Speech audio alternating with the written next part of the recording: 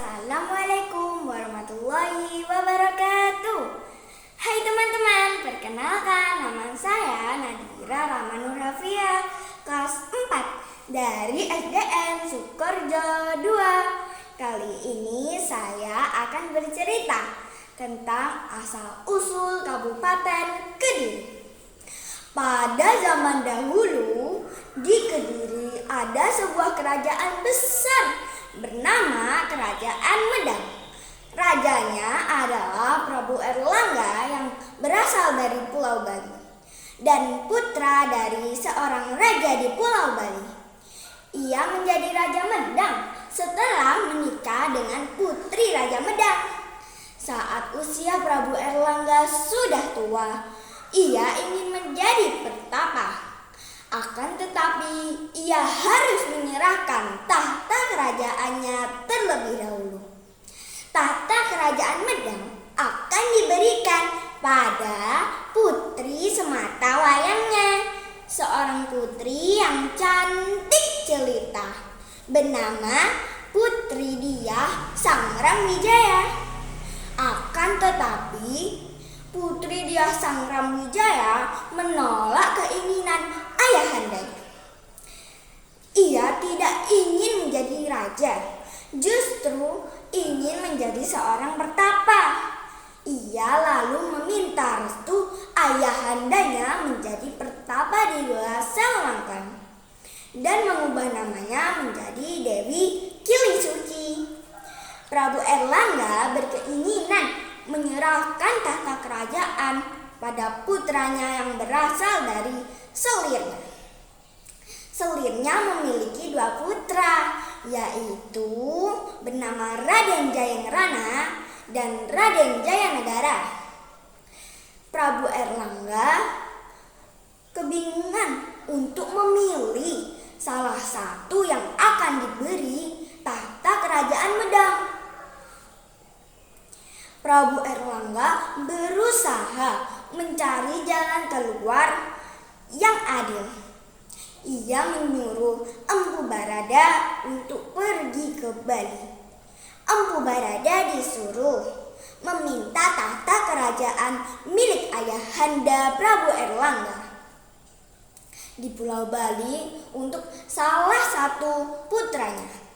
Namun, tahta kerajaan milik ayahanda Prabu Erlangga di Pulau Bali sudah diberikan kepada adiknya. Berhari-hari Prabu Erlangga memikirkan cara membagi kerajaan agar adil kepada kedua putranya.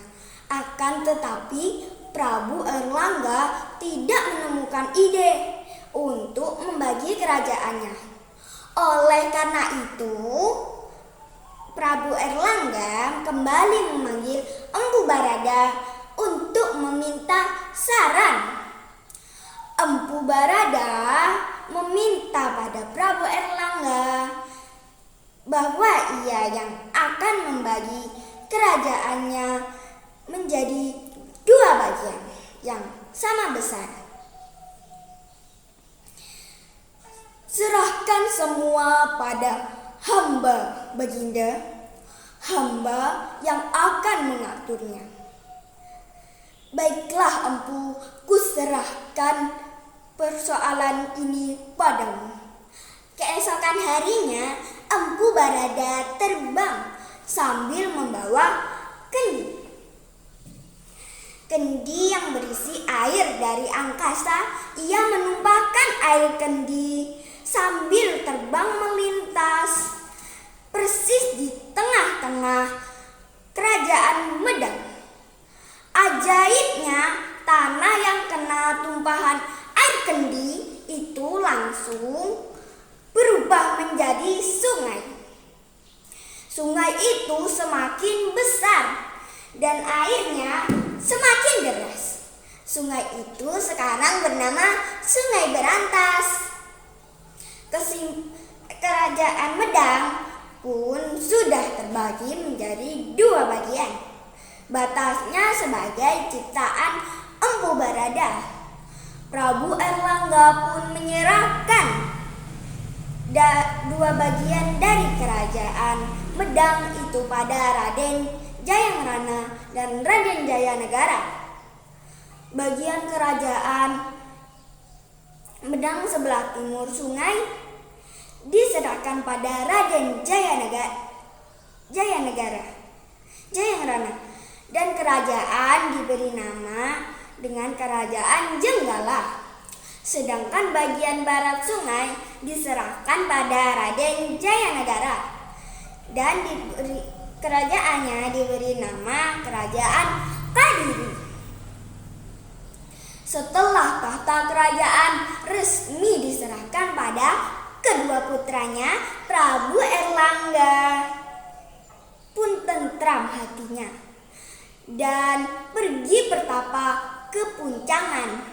Selama masa bertapa, ia mengganti namanya menjadi Maharesi Gentayu. Ketika meninggal dunia, jenazah Prabu Erlangga dikebumikan di lereng Gunung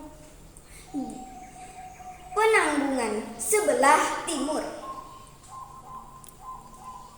Kesimpulan dari cerita ini adalah cerita ini termasuk legenda. Legenda ini menceritakan tentang asal mula nama Kediri. Dan dalam cerita ini mengajarkan kepada kita tentang pentingnya bersikap adil dan bijaksana. Sikap adil dan bijaksana, sikap seorang pemimpin. Ia harus menjadi pemimpin yang adil, bijaksana, dan tidak terburu-buru dalam mengambil keputusan, sehingga menciptakan ketenangan dan kedamaian. Demikian cerita asal-usul Kabupaten Kediri. Kurang dan lebihnya mohon maaf. Terima kasih. Wassalamualaikum warahmatullahi wabarakatuh.